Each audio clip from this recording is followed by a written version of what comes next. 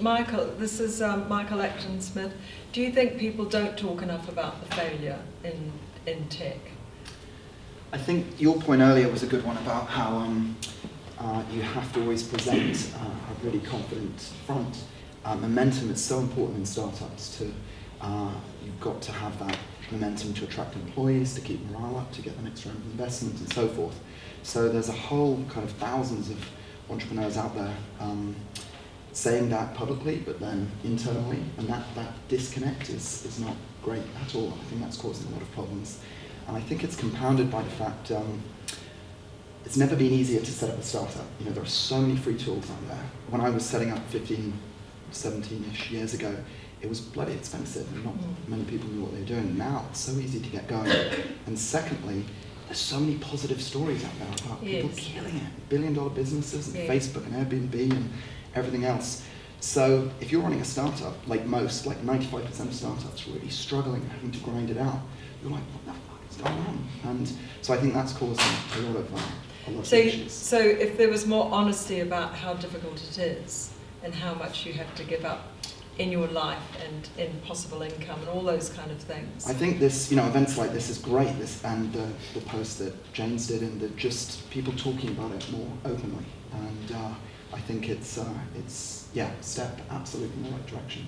But make no mistake, doing a startup is bloody tough. You've got to be prepared. You've got to be physically fit. You've got to be mentally fit. And I think a lot of people don't quite realise what that journey is when they set off down it. So I think that's something that needs to be kind of made a bit more obvious. It seems easier than it actually is, a lot easier. And that's partly because because it's cheaper to do, therefore there's not such a big hurdle to get over, so people can just go in straight from college or... A little bit of that, but also, as I say, just because it's the new rock and roll. In the 60s you left school wanting to start a rock band. Now people want to start a startup. Do you think Mark Zuckerberg's got a lot to answer for? That he just seems so young and it seems so effortless. Well, yeah, obviously not his fault, but no, but I mean just that amazing. idea. But yeah, he's one in a billion. What he's been able to do, and it's just a lot harder than people think. Right. So you've got to be very resilient and have very good mental fitness to cope with the huge ups and downs that you encounter on the journey.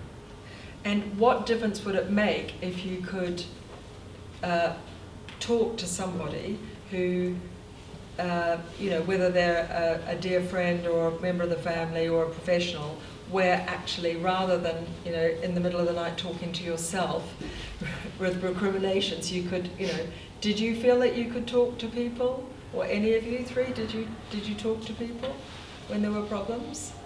I had a good network of other entrepreneurs. With each other. I think that's really valuable, and a lot of new entrepreneurs maybe don't have that support network built around them yet. There are some really good networks out there. I don't know if anyone knows the Founders Group, Founders without an E, and someone from that group, they've got an email list. Someone posted a couple of months ago saying, look, this is really hard for me to say, but I'm struggling, my startup's struggling, I just can't cope. Has anyone else had similar issues? And it turned into the biggest thread they've ever had. Hundreds and hundreds of replies, so much so that they organised an event for people to come and talk and discuss it. So the ball is definitely getting going. Yeah. And, I can definitely vouch for what Michael's just said. Like, I'm happy to admit that I was in my second year at university. Me and a couple of mates, I'm going to overgeneralise here, but we pretty much watched The Social Network and then read a few articles on TechCrunch, and then genuinely thought we could build a business and sell it for a few $100 million. And that is I mean it's embarrassing, but I will admit that. We got onto an accelerator program. We raised a bit of seed money. We thought we made it. I got an office with my logo on the wall. I thought we were smashing it in. That's my fault, but that is the culture that's been created now. Don't believe everything you read on TechCrunch basically is the first thing. But yeah, I was definitely an example of that, and the right people to talk to. I personally didn't. Unless you've got really good a really good VC or advisors or on board, you might not have the right people to talk to. Yeah. I mean, my chairman was like an ex-partner at Deloitte. It's like, you know, he hasn't got a clue about startups. But also, would you not worry that you will look weak if you say, I'm having panic attacks, I'm anxious? Absolutely. I mean, that's I personally think that's the single biggest problem, is people are afraid of showing signs of weakness. You know, when you're running a company, like, you have to be a complete rock. You can't, to customers, to investors, to employees, to everyone, you have to be, you've got to present this aura that you know what you're doing, and you know where you're going. Whereas sometimes on the inside, like, you don't know who your customers are or how you're ever going to make a penny, you know. So it's really hard. Like, there's not many people that are impartial for you to talk to or that you trust.